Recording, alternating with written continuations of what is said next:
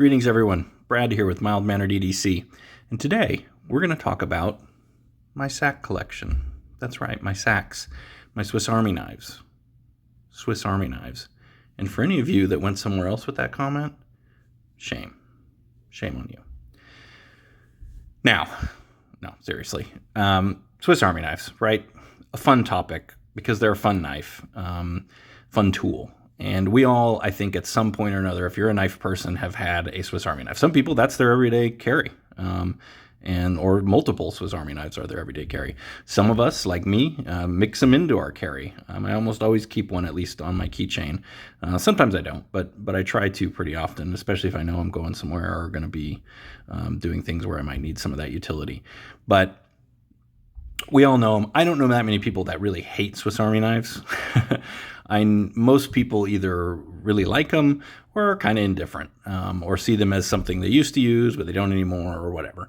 I think they're cool. I think they're fun. I think they're a real rich part of the knife tradition and knife community that we all are in. And I certainly see the pics on Instagram all the time from the real, sack army folks that are out there loving their knives. So with that, let's just get into it. I thought I would just share a little bit with you today about the Swiss Army knives that I use, and kind of what I use them for and where they're handy, and maybe share a little, this is some, a little personal history with a few of them, and then go from there. But I'd really love to hear down in the comments, are you a Swiss Army person? Are you not a Swiss Army person?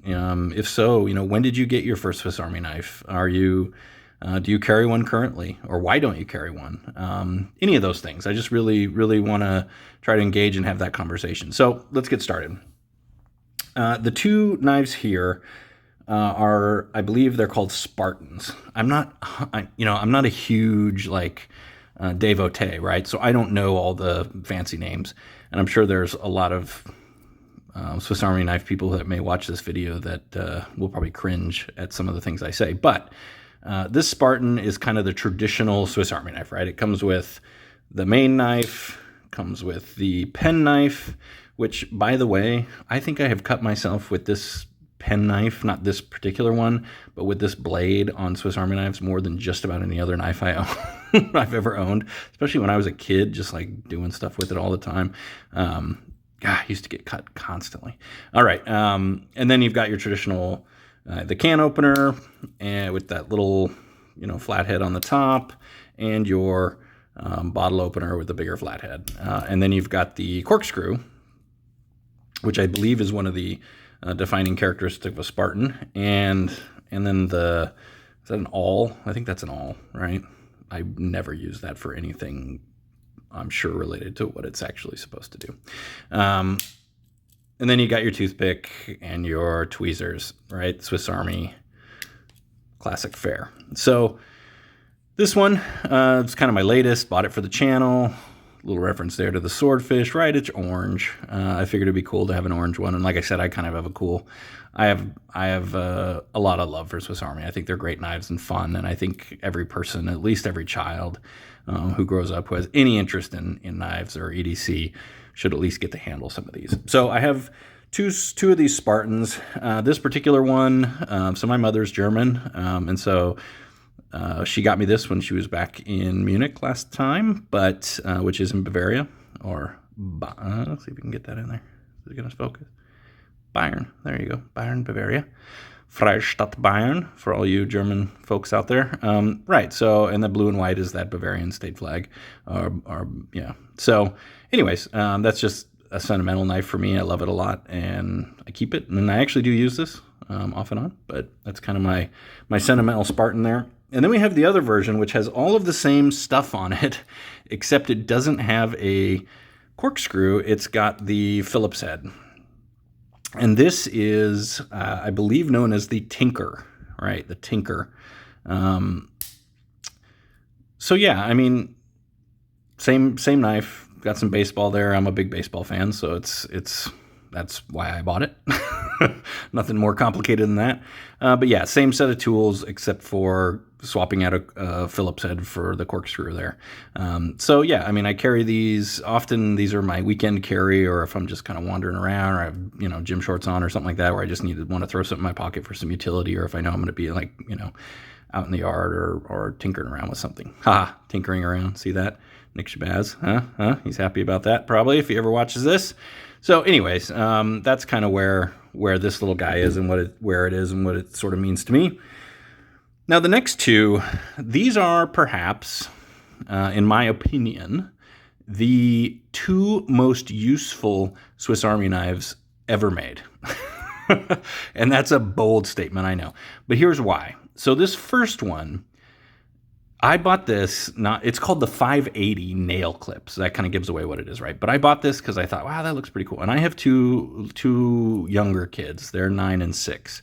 And if you're a dad or a mom, there are things that you wouldn't believe the utility of. One, a little pair of scissors, although these are bigger than on the sort of traditional classic. But so little pair of scissors.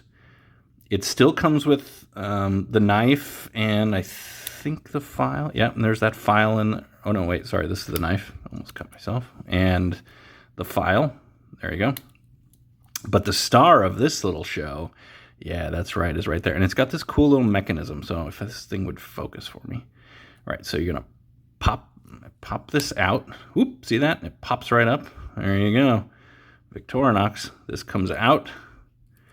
Then these flip around, and you've got yourself a pair of nail clippers. And these are darn good nail clippers, particularly if you're clipping little tiny nails, or if you're, if you're a guy like me that just has perpetual like little hangnails and things that are constantly just, I know my hands look like I just, feed them to piranhas on a daily basis. But yeah, no, I mean, this is for me the ultimate daddy keychain knife or daddy keychain tool. I love this thing. I carry it all the time. It's not very expensive. I want to say it's like $25 or something like that. I mean, it's really not that much. But this has come in handy more times. And if I'm not carrying it, I keep it in the car or in my truck always, just because it's just too darn useful. It's a little thick to do on a keychain, so I actually don't keep it on my keychain all that much. I do keep it mostly in my car.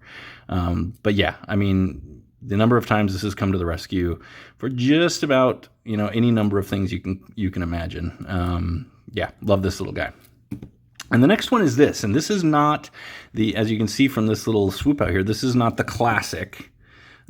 This is called the Jet Setter. And the difference for the Jet Setter is, yes, it's got scissors because everybody loves scissors. And I always have a primary knife on me, right? So I don't really need the blades in these little things, but it's got this and this little, come on, this thing, there we go. And yeah, I guess that's a bottle opener. I mean, I don't know what the hell these things are. I'm sure it's for something, but this screwdriver is the perfect size. This camera is just not wanting to work with me today. Is the perfect size for glasses, if you're glasses. If you have those toys that for some reason now, any toy that comes with a battery is screwed in with like 47 of the tiniest screws they could possibly manufacture. And you have to spend an hour just undoing that so you can put a battery in for whatever new weird toy you bought for your kids. So this thing works beautifully for that. It fits perfectly in there. It doesn't strip the screws. I mean, yeah, it's perfect for that. So I love this Jet Setter. I think this one I do carry on my keychain almost all the time. Because again, I just love having that little screwdriver and a pair of scissors, right? And you've got the usual accoutrement that everybody, always gets with their Swiss Army. But this thing, yeah. So this is the Jet Setter. Check it out. I picked up most of these on Amazon, but yeah, that's a great one. Really useful. This is just a traditional classic. So it's got the blade and the file, a pair of scissors, and then the toothpick and tweezers. But I'm a sushi guy. I like sushi, love sushi. So I just bought that because it was fun. And then this little guy is actually the first Swiss Army knife I ever got when I was a youngin'. As you can see, missing tweezers. No idea when those got lost. Obviously, it hasn't changed much over the years. I mean, they've changed these scales and these fun little handles up all the time, which is cool. And you can get them in a million different, whatever your interests are. Obviously, baseball and Germans and whatever else, orange. But yeah, and actually, I think, yeah, this is pretty gnarly. I shouldn't even share this with you. I don't know why I'm sharing this. So yeah, look at that toothpick. Will it focus? Yeah. Gross, right? I don't know what I did to that thing. Clearly, I felt the need to carve that up like a scrimshaw for some reason when I was a kid. I don't think I did that with my teeth, but I can't guarantee that. So yeah, gross. But there you go. So this is the classic from my youth. There you go. And then I have this guy. This is the Sentinel, and it is a locking Swiss Army knife. And they have a few of these, right? They have a few of these bigger kind of one-hand open knives. It's made from the same steel. It's that shiny, yeah, and it's got a little locking mechanism right here, although it's completely not intuitive because you have to like push it this way. So if you're a right-handed person, it's kind of weird. Maybe I bought a left-handed version. No, because the pocket. Oh, maybe I bought a left-handed version. I don't know. I never even thought about that till right now. But yeah, I don't know. Anyways, yeah, kind of odd. Boy, that would explain a lot. But anyways, yeah, this is a cool little knife. It's another one I keep actually, this is something I usually take with us when we go camping. We're a big camping family. We love going camping, especially here in the Pacific Northwest. It's just a beautiful place to camp, or up and down the coast. So yeah, it's another little one I keep. It's got a pocket clip. It's not the greatest pocket clip, actually. It's a pretty ginormous hotspot, and it gets snagged in my pocket and stuff all the time. But that's not really Swiss Army's forte. The other thing this knife does have is, there, you hear that? Yeah, it's got a little blade rock. But again, I didn't pay that much for it, and it has its own level of utility. So, and you still get the tweezers and the toothpick. So, yeah, so these are my Swiss Army knives. Like I said, I had a lot of these when I was little and growing up. I had a Swiss Champ at one point and a bunch of other, with the magnifying glass. I mean, you can get them for all kinds of stuff. I don't know what happened to them over time. I lost them, or I'm sure my parents gave them to Goodwill, or I mean, who knows? But yeah, that's the collection I currently have.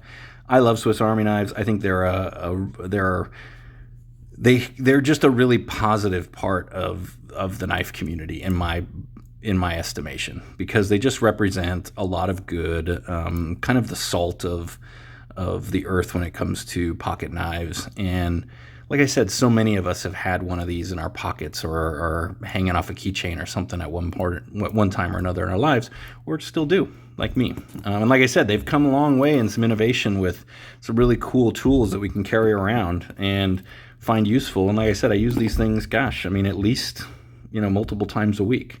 So that's it. That's my mighty collection of Swiss Army knives, my sack collection, if you will. They are what they are, and judge them or don't. It's up to you. But I hope you've enjoyed this. I hope you can share some of your Swiss Army stories with me down in the comments. I'd really love to hear them, and just kind of if they mean anything to you or not. And this is where they're at. But if you don't have one, if on the off chance you're one of the rare humans that has never come in contact with the Victorinox Swiss Army knife, or you need one, or we need to find a way to get you one at a minimum. So if it's something you haven't tried, really you should, because they're a big part of knife history, and they're just cool and useful tools. So with that, I hope you've enjoyed the video. I appreciate you watching and let me share a little bit of my personal story with you all. And most importantly, though, stay safe out there, be mild-mannered to one another, and all the best.